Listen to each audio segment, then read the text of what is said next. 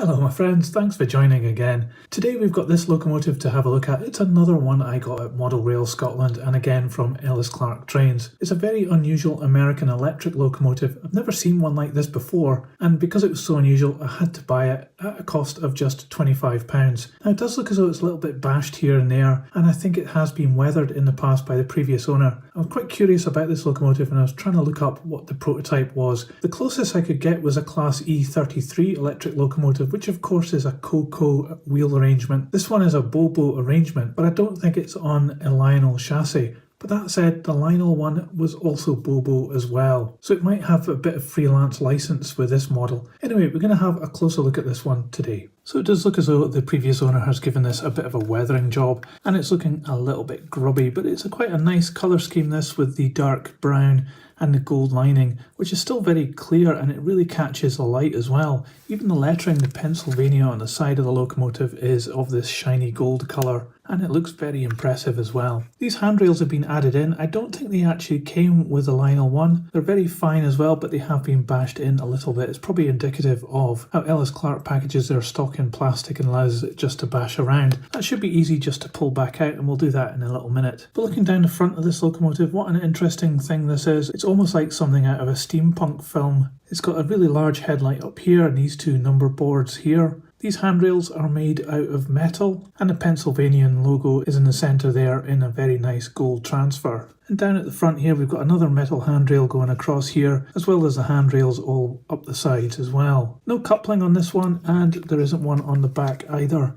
As you start to look down the side, the unusual characteristics of this locomotive really shine through. It's got a lot of interesting parts going on, and really eye-catching are those gold stripes, which have been really nicely applied. Also the number 0581 and the PRR logo here is very clear. These transfers really are outstanding. The glazing is almost flush fit, but not very clear. You can't see inside. I don't think there's an interior, but we will try and open this up in a minute. And then as we work down the side of the locomotive, there's a couple more hatches here and the doors going all the way down the side of the locomotive. Not a lot of deep relief there, but on top we have this additional box, which is unusual to these electric locomotives, and it has a lot of rivet detail on it and grille details down the side, and that does actually look really good. There's another handrail up here, but this one isn't made out of wire, it's just part of the main moulding. As we come down this end, again the character is very pronounced on this locomotive. It's even got these little jewels in the lights, but they do catch the light with those jewels in there, and I do like that. And here we have another handrail at this end of the locomotive and another one down here going across the front. You can see this piece of wire here hanging out the sides. This seems to be holding the body to the chassis, which makes me think that this isn't a Lionel chassis and it could be the Athearn one.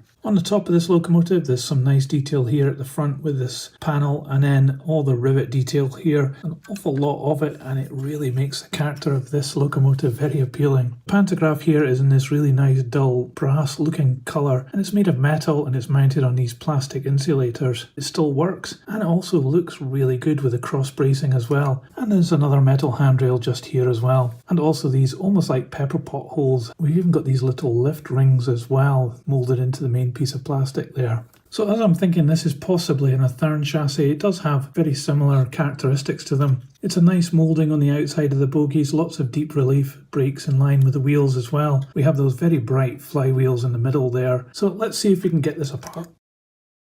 So inside the body shell, which is all made of plastic, is actually got some plasticine put in here, and here we can see two holes in the side which would clip onto the chassis, but they don't clip onto this particular chassis, which makes me think now that this is an Athearn chassis that we've got here. The previous owner has actually added in some lighting as well. These look like little LED lights. The motor is actually loose here and it's been glued in, so it looks as though possibly the mounting underneath has broken. I don't think that's really uncommon for these older Athearn chassis. I would assume this is a blue box one. It's not the best wiring job up here with these LEDs when they've been put in, but then if I was to do this, I'd probably end up with something looking like this as well. In fact, it doesn't have any couplings, it's a bit annoying. I think I'll have to have a rake in the spares box for that.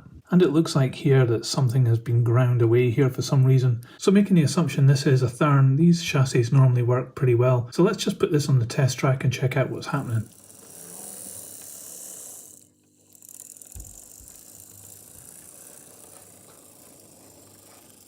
Well, no problems there at all with the chassis. It's very much what I come to expect from these old Athearn models, that they just keep on running and running forever. It's very smooth and very quiet, and even the LEDs work. They're not very bright, so this locomotive isn't going to have really bright lights, unfortunately. The only thing we now need to have a think about is how to get this onto the chassis without having pieces of wire stuck through it. One of the things this body has is these two holes here, which on the Lionel chassis I think would have matched up with the two little studs which would have just held the body to the chassis. But of course this is a different chassis and it doesn't have those holes there. And because this part of the chassis has been ground away, the higher of the two holes doesn't actually match up either, which is a bit of a shame. But I think we can do something with these lower holes on each side. If I just drill into the chassis a little bit with a hole, I think we could put a screw through there. And okay, you'd see a screw on the outside of the locomotive, but I don't think it's going to be too intrusive. Anyway, that's the plan.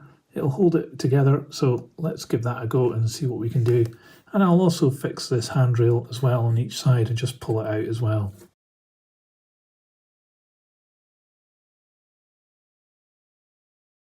So that's worked. I've just put these little tiny screws here. Now I know that it's not perfect, but it's certainly better than having a piece of wire sticking out the front. And I've also fitted some knuckle couplers as well, so we can couple up and pull a train now with this thing. Next step, I'm just going to give these little handrails a little touch up of black paint because some of it's come off. So we've given this a bit of a tidy up, given it some couplings, secured the body and just painted those handrails black. I thought I'd keep it true to the original owner's ideas on this. I'm not sure having the handrails black is actually prototypical, but I'm not too concerned about that. I think this looks okay as it is. So before we give it a final run on the test track and my final thoughts on this model, let's put it on the scales and see how much it weighs. So this model weighs 340 grams.